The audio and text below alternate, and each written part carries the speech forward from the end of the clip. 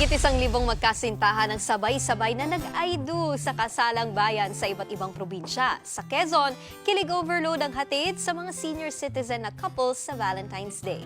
Narito ang Frontline Report. O kay sarap isipin, kasama kang tumanda.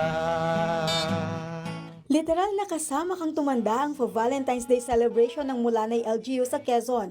Ang mga senior citizen couple, game na game sa pagpapakita ng kanilang love sa kanilang partners.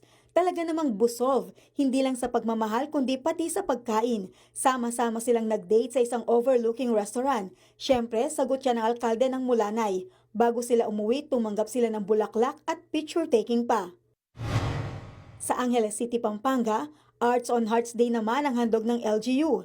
Tampok ang on-the-spot painting workshop sa Heritage District ng syudad. Mayroong ding Visual Arts Inter-School Competition at Sining at Himig Music Fest sa Araw ng Mga Puso. Buhay na buhay ang love sa larangan ng sining at kultura.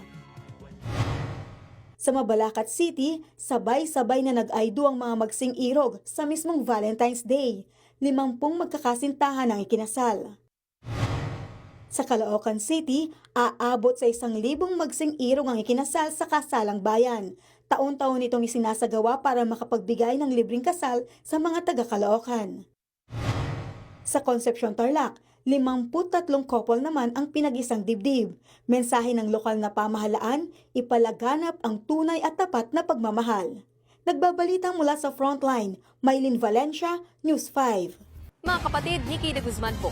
Para sa mga impormasyong dapat ninyong malaman, mag-follow at mag-subscribe na sa social media pages ng News 5.